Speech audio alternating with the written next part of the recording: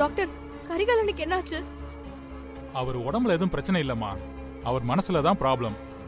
அன்னைக்கு விட இன்னைக்கு ரொம்ப சிவியரா இருக்கு. கரிகாலன் அந்த அம்மாவை பார்த்து ரொம்பவே பாதிக்கப்பட்டிருக்காரு. அவர் இனிமே விளையாடாம இருக்கிறது தான் நல்லது. என்ன டாக்டர் இப்படி சொல்றீங்க? இந்த போட்டியில கரிகாலன் நிச்சயமா ஜெயிச்சே ஆகணும். இல்லனா அவன் தங்கச்சி சடங்குல பிரச்சனை வரும். அதே சாக்கா வச்சு எங்க சின்ன அத்தை சொத்தெல்லாம் பிரிச்சு கேட்பாங்க. எங்க குடும்பமே உடைஞ்சு போயிடும். எனக்கும் அதுதான் வேணும்.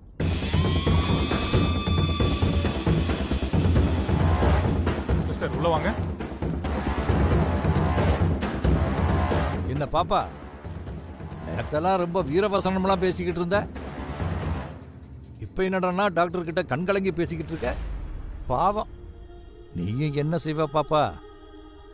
உன் புருஷனோட நிலைமை தான் இப்படி ஆகி போச்சே. யாராலையுமே ஜெயிக்க முடியாத பெரிய பிளேயரு கடைசியில இப்படி கபடி விளையாட முடியாத நிலைமைக்கு போயிட்டானே. இதுக்கெல்லாம் யாரு காரணம் தெரியுமா? நான் தான், நானே தான் காரணம். எனக்கு உன் புருஷன் இந்த போட்டியில ஜெயிக்க கூடாது. அதுக்கு என்ன பண்ணலாம்னு நான் பார்த்தேன்.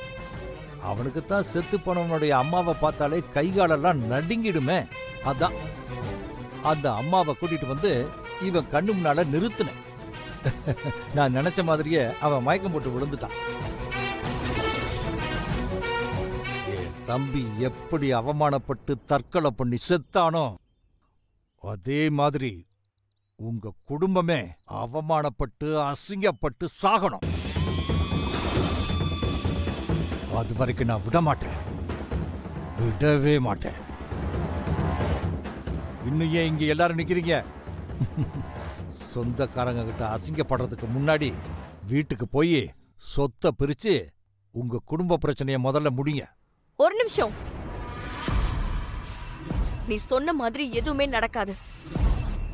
எதுவுமே நடக்காதுன்னா எனக்கு ஒண்ணும் புரியலையே. கரிகாலன் இந்த போட்டியில ஜெயிப்பா. இருந்தாலும் உனக்கு ரொம்ப நம்பிக்கை தான் பாப்பா. அவங்க வாயாலே நீ போய் கபடி விளையாடுன்னு சொல்லிட்டா அடுத்த நிமிஷம் கரிகாலனுக்கு இந்த பிரச்சனை சரியாயிடும். அப்படி ஒண்ணு நடந்தா தானமா சரியாகும். அவங்க புள்ள செத்ததுக்கு கரிகாலன் தான் காரணம்னு அந்த அம்மா கொலவெறியில இருக்க அவன் மேல. அப்படி இருக்கும்போது அந்த அம்மா எப்படி அவனை மன்னிக்கும்?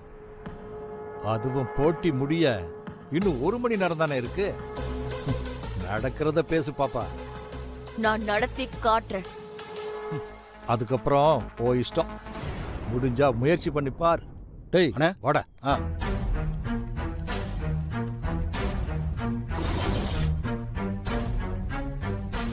ஏங்க, நீங்க அந்த ஆள்கிட்ட சொன்ன மாதிரி செய்யறதெல்லாம் சாத்தியமா?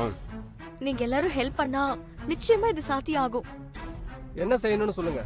நான் கரிகாலனை சரி பண்ணி கூட்டிட்டு வர வரைக்கும் நீங்க எல்லாரும் சேர்ந்து போட்டியில தோக்காம சமாளிக்கணும். அன்னைக்கு நீங்க பாத்தீங்கல்ல, கரிகாலம் இல்லாம எங்களால ரொம்ப நேரம் தாக்கு பிடிக்க முடியாது. அதுக்கு ஸ்ட்ராங்கான ஒரு பிளேயர் வேணும். நான் இருக்கேன்.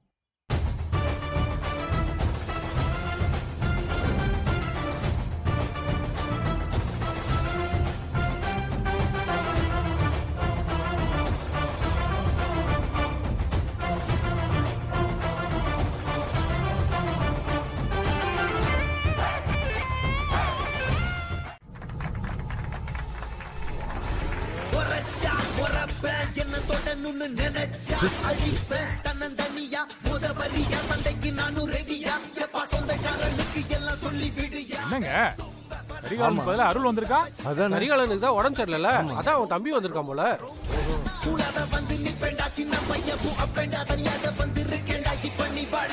டேய் அண்ணனுக்காக விளையாட தம்பி வந்திருக்கானா? இத விளையாடியெல்லாம் ஜெயிக்க மாட்டானுங்க.